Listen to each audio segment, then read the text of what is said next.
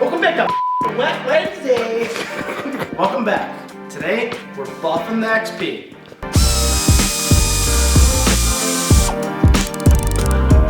Alright, so our first step in this process is removing these decals and removing this turf. Once those are removed, we're going to move on to our compounds. So with all of that removed, we're going to start out with this Meguiars Oxidation Scrub and this 3M fine pad with a heavy amount of water, because if you don't use enough water, which is going to be your lubricant in this, you will scratch the gel coat so bad that you won't be able to get it back. From there, we're going to move on to our compounds using this Rupes buffer and this Meguiars microfiber cutting disc. So let's remove these decals, let's remove this turf, and then we'll come back and I'll show you how I use all these products to get the gloss back in this gel coat.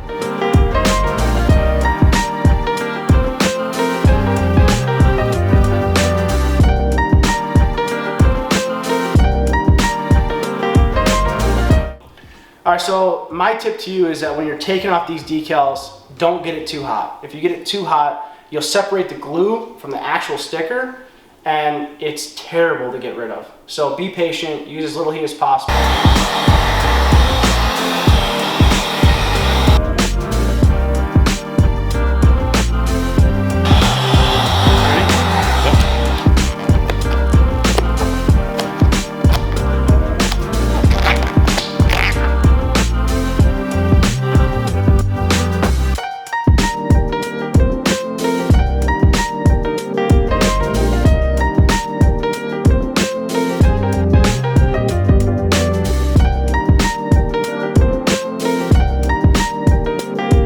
Step 1, decal removal is complete. We're going to move on to step 2, which is removing all this turf.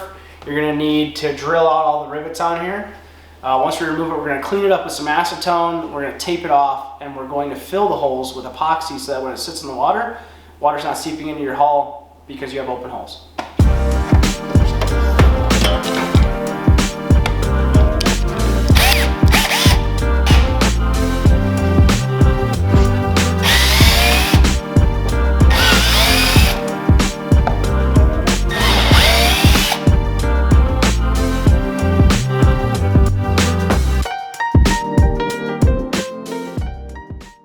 Alright, so now that the turf's off, our decals are off, we're going to clean up some of this adhesive. So for this, I use acetone, just a regular rag. So let's remove all this adhesive, and then once we remove the adhesive, we can start with our Meguiars Oxidation Scrub.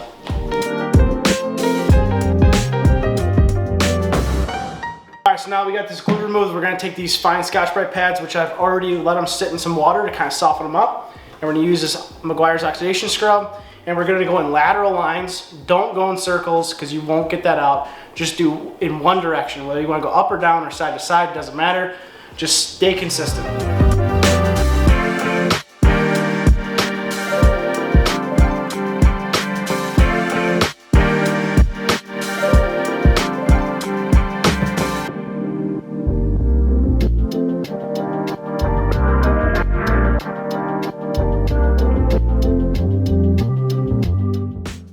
Alright, so as you're doing this process, you are going to get some of the color, and that's perfectly fine. It's not a big deal. What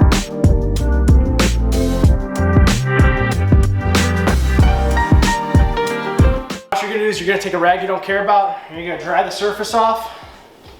And once you've kind of made sure that all the chemical and the coloration from wet sanding is off, you're going to let it dry, and you're going to see how it hazes out.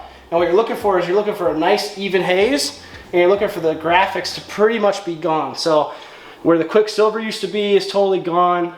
Our old faded sticker here is gone. The registration sticker is gone, and the Seadoo is gone. So at this point, I would say you're pretty safe to buff since you have an even coat color. The first thing I'm going to try to hit it with and see how it turns out is this Meguiars correction compound, and it's formulated to work with this microfiber correction pad.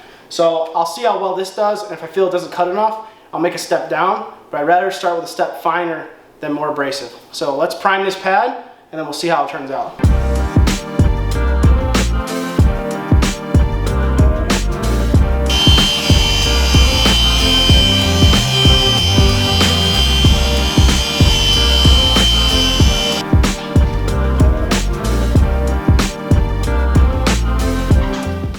Alright, so you probably can't see it in the camera, but there is still some lateral marks in it.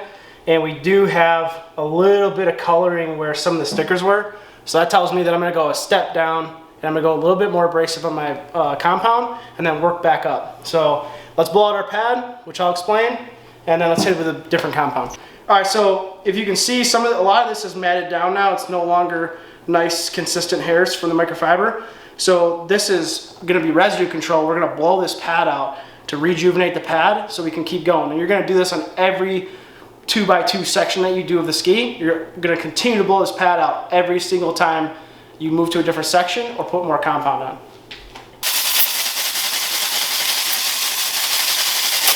I wasn't happy with the way that the correction compound came out, so I'm gonna hit it with 105 and then I'll rework back up to the correction compound.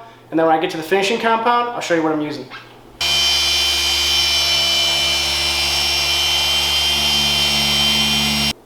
All right, so now that we're satisfied with the cut, we're gonna go move to a finishing compound, and we're gonna use a finishing microfiber pad with the finishing microfiber finish wax. So now that we're buffed out, we're gonna make sure that it's 100% corrected. And what we're gonna do for that is we're gonna use Meguiars surface prep, which is gonna remove most of that wax that we just embedded into the fiberglass. We're gonna wipe it free, let it dry, and once it dries, it'll show us if all of our imperfections are out.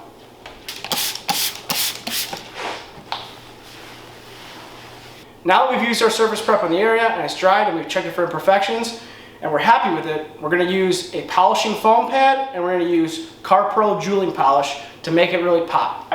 So we finished that step, and for this back panel is complete. So we're going to take the same process and we're going to apply it to the entire ski.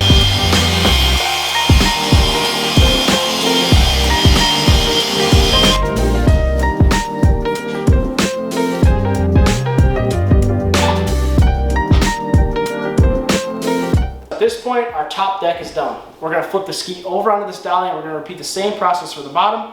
I did remove the steering column because it's much easier to buff around it with the steering uninstalled. I did, however, reinstall the hood because my next process is going to be to refurbish that hood to its natural color, and it's much easier to do it while it's on the ski.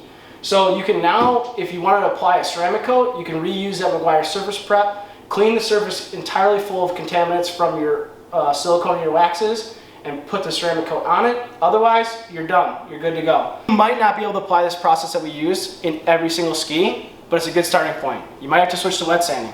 If you have any questions regarding the process that we use in this video, drop a comment and I'll try my best to answer it.